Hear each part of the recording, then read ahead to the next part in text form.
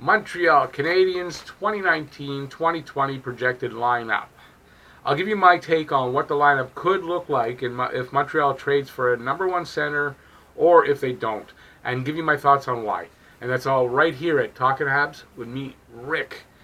If you love the Habs like I do, subscribe and ring the notifications bell to get all my videos and live streams and podcast news dedicated to the Habs and all things hockey. This is just a day where I can't get words out, so hopefully I'll get through this on the 5th time. Please leave any comments down below. So the Hockey Guy put out a really good video analyzing the Habs' current roster and their chance to make the playoffs next year. That came out yesterday. I suggest if anybody, especially if you watch the Hockey Guy, go check that out. It's a sobering look at the situation the Habs are in, facing the challenge of not missing the postseason 3 years in a row. I can't say I totally disagree with him, but I'll try to show in this video where I do disagree with him and why. So yes, as Habs fans, we tend to see our team through red, white, and blue glasses. Are the fans of any other team, though, different? I don't think so. So here's my most realistic look at what the roster might look like on opening day as it currently stands now. Mostly before any possible trades or signings that Envy might make, but I do include in case they do sign a number one center or number two defenseman. So we'll go into that after. I still think Montreal is on the right track, but with 3 pieces still missing. And remember, these are my ideas for lineup projections based on who's here and signed now, not based on who might be coming in later. Although, like I said, there's exceptions. Yeah, I'm not going to do this over because, like I said, 5th take, so we're going with it. Will Toronto be better or worse after the Marner circus is over? And by that I mean Marner, there's talk that Columbus is going to offer sheet Marner. At what price, I don't know.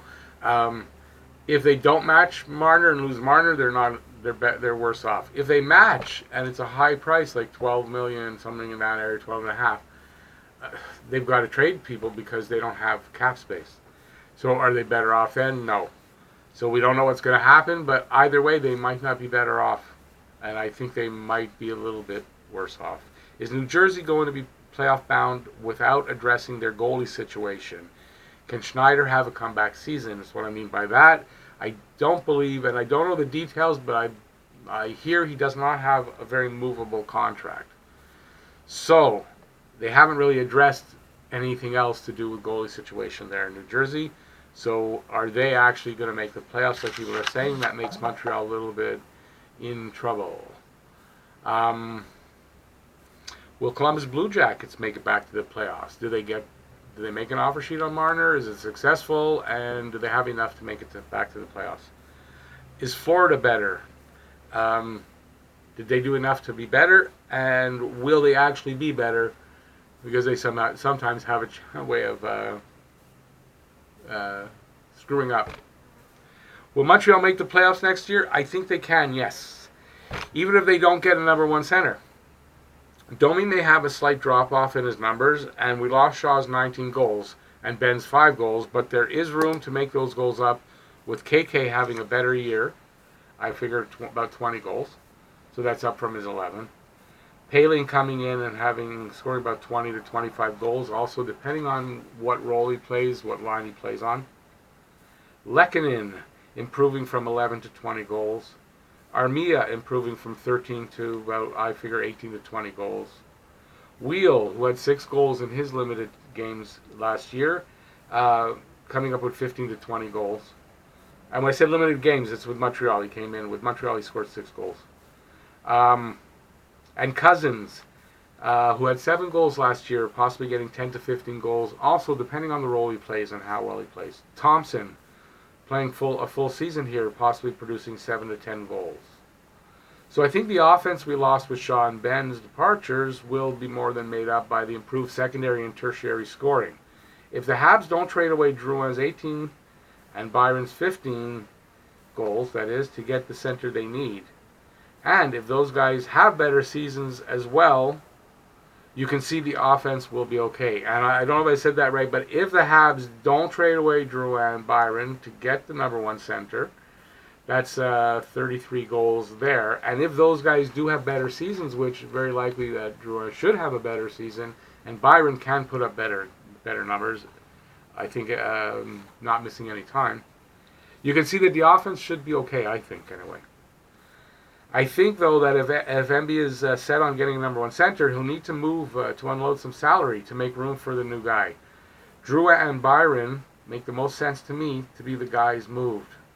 It would clear almost $9 million in cap and pay for an elite number one center. I don't want to move Byron. I like Byron. He's a good guy to have around, but he's making over $3 million, so you can see that he might be a guy that they move to make room.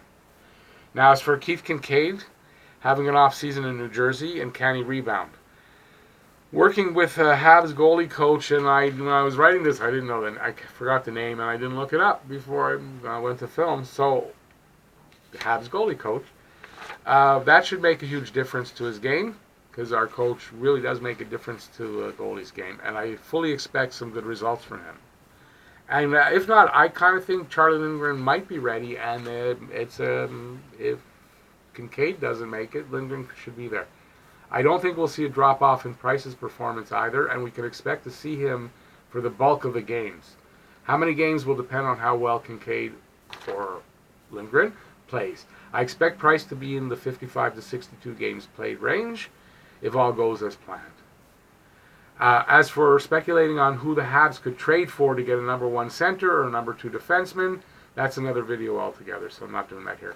I put together 3 lineups that could happen. The first is for no number one center trade, or number two defenseman trade, and with who's here right now, and 2 with an unnamed number one center, and I won the defensive roster with an unnamed number two defenseman that were added, and guys I think will be moved out or might be moved out, removed from the roster. Also, I'll list who I think is going to Laval and elsewhere. And let me know what you think about all this, and I can't get the words out today, about all this in my lineups, and you can do that down below, as I said before. So let's look up here. I'm going to put this up here and see if we can do it like this. I hope you guys can see that. I'm going to turn a little bit more over there. And go like this. Maybe even come in and do this.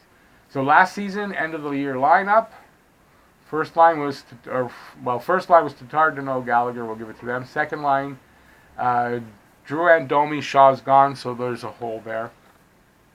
Third line, Lehkonen, KK, Armia, basically for most of the season. Fourth line, Byron, Thompson, Wheel. Hudon, Pekka, Paling, who played 1 game, and Weiss were all extras that season. Okay, on D, lefty, Mete, Kulak. I'm confused about that. I believe Ben played on that, so I'm not sure, but Mete, Kulak, Weber, Petrie, Folan's still here, Ben not there, Riley still here. Goal, Price, and Lindgren played 1 game, so I'm listing him there. Departures, Andrew Shaw, Jordy Ben, Anthony Niemi. Top prospects at the end of the season that weren't on the team, Suzuki, Josh Brook, Otto Leskinen. And I list him there because I think he is a prospect and a top one because of his power play ability. Now, if they don't trade for number one center, I can see the lines being Tatar, Deneau, Gallagher unchanged. Drouin, Domi, Paling, because I think Paling is going to play that role right there, second line winger. I have a feeling actually he's going to do that. Lehkonen, KK, Armia, but I do think Armia is going to challenge for that second line winger, and I guess it could be either way. And I don't mind if Paling's on third line winger. I don't mind that setup either. Fourth line, Byron and Cousins. Thompson is a center. Wheel on the right side, possibly Cousins there too, because Cousins I think can play all 3 forward positions. If they do trade for a number one center, I have 2 scenarios. Domi, the new number one center. Gallagher's line 1. Tatar, KK, Paling, line 2. And I think there you can safely say Paling will fit if you brought in a number 1 elite center. Line number 3, Lehkonen, Deneau, and Armia. Number 4, Byron, Cousins, Sharing line, left wing. Thompson in the center, Wheel on the right. Gone would be Drouin. And we'll have to trade someone for cap space for the number 1 center. Second scenario, Tatar with the number 1 center and Gallagher. Domi, KK, and Paling. Lehkonen, Deneau, and Armia. Cousins, Thompson, sorry, I have to rewrite that, I made a mistake, and Wheel. I left Byron out because I think you'll have to trade Drouin and Byron to pay for the number 1 center, an elite center, if you can manage to do that. Hudon will be an RFA, but I think he'll be gone. Pekka will be left over. I don't know what they're doing with Pekka. Riley Barber, who's on a 2-way contract, should start at the AHL level, but may be here as an extra. Phil Verone, same thing. And there, like I said, gone, Drouin and Byron. On D, so the rest of the lineup. Pairings, Mete Weber, Sherratt Petrie, Kulak, and one of Juleson, Leskin, and Folin. Riley as the extra on the left side, and the other 2 that don't get slotted in the pairing on the right side. An option if they do bring in defenseman, number 2, could be Gardner. Still talk about that. Gardner, Weber, or the number 2 defenseman or Weber. Sherratt Petrie. Now here I don't know what they do with Kulak and Mete, but you got Kulak and Mete left over there. Juleson, Fold, and Leskinen still on the other side. And Riley probably be moved. That's why his contract is a movable contract, and that could happen. Or you could have see Mete or somebody go in a trade. In goal, Price, Kincaid, Lindgren. So I think it's between Lindgren and Kincaid to fight out for the backup role. I believe Price would like to have a veteran there, so it's definitely leaning towards Kincaid, obviously. Going to Laval, I do believe Nick Suzuki, Caden Primo, I'm quite sure, Josh Brook, Cale Fleury, who's already been playing there, Jake Evans, who I'm not sure if he's been playing there. I don't think so, but if he hasn't, he's moving up to there. Riley Barber, Phil Verone, depending on if they have them as extras or they're slotted for the AHL. Joel Teasdale. I might be leaving somebody out there. Sorry, you can let me know in the comment section below. And I do believe going to the NCAA Wisconsin Badgers will be Cole Caulfield for at least 1 season. So this is how I see the lineup, possibly projecting. So I'm going to put you back here. Sorry if you got dizzy from that. Didn't mean anything by it. So let me know what you think of all that, what I did there. And let's see. Thanks for watching this video. If you liked this video, give a thumbs up. That would be great. Subscribe and ring the notifications bell. And you'll get all my Habs dedicated content and live streams to get your daily fix of Bleu Blanc Rouge.